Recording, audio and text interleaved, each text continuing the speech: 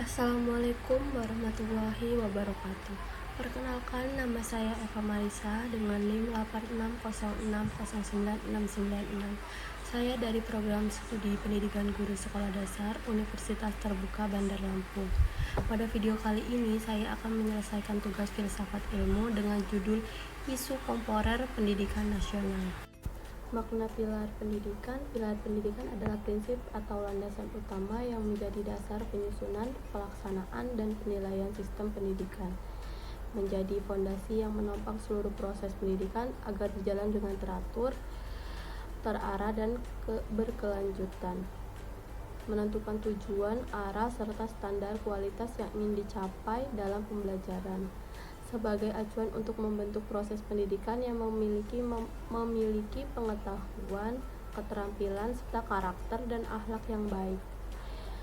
Mencakup pengembangan kemampuan akademik maupun nilai, sikap dan jati diri agar manusia menjadi utuh dan bertanggung jawab. Yang kedua, prinsip Ki Hajar Dewantara. Yang pertama, Ingarso Sungkulodo. Saat berada di depan, guru harus menjadi contoh dan panutan yang baik, supaya murid bisa meniru sikap dan perbuatan yang benar. Yang kedua, Ing Madya Mangunkurso. Saat berada di tengah-tengah murid, guru harus membangun semangat, keinginan, dan keberanian murid untuk belajar dan berkembang. Yang ketiga, Tuturi Handayani. Saat berada di belakang, guru harus memberi dorongan, dukungan, dan bantuan supaya murid berani berusaha sendiri dan bisa berdiri sendiri. Yang ketiga, relasi di era digital.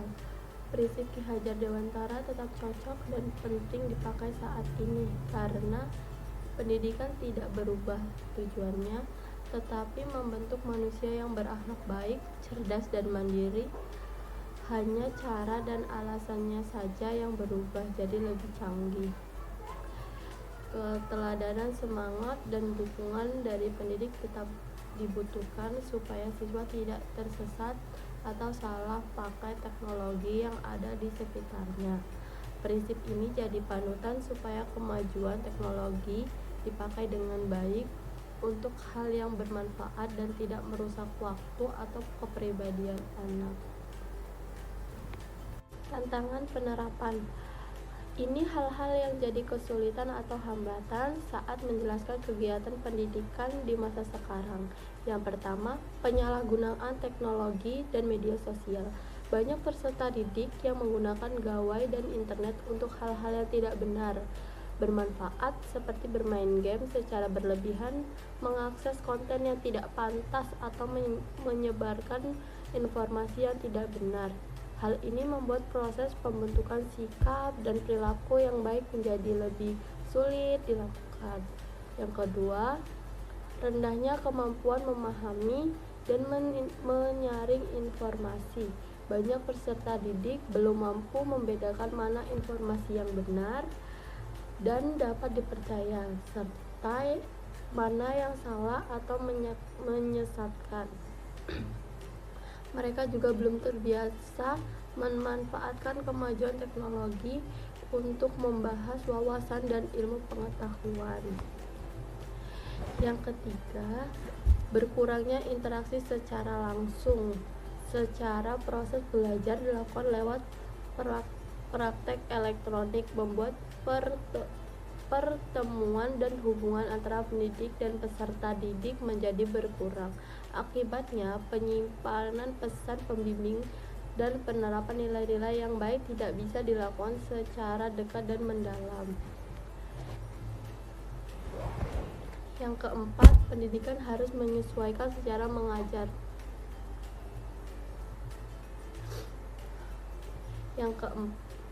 Yang keempat, pendidikan harus menyesuaikan cara mengajar. Tidak semua pendidik terbiasa atau mampu menggunakan alat dan metode mengajar yang terbiasa teknologi. Mereka harus terus belajar dan berusaha agar bisa menyampaikan pelajaran dengan cara yang menarik, mudah dimengerti, dan sesuai dengan kebutuhan peserta didik saat ini. Perbedaan sarana dan akses yang tidak merata. Tidak semua sekolah, daerah, atau peserta didik memiliki fasilitas yang sama. Ada yang sudah memiliki perlengkapan dan jaringan internet yang lancar, namun banyak juga yang belum memilikinya. Hal ini membuat pelaksanaan pendidikan tidak berjalan secara seimbang dan menyulitkan untuk mencapai hasil yang baik di semua tempat. Guru memakai aplikasi pembelajaran daring seperti Google Classroom dan Zoom untuk menyelesaikan materi, memberikan tugas, dan berdiskusi dengan siswa.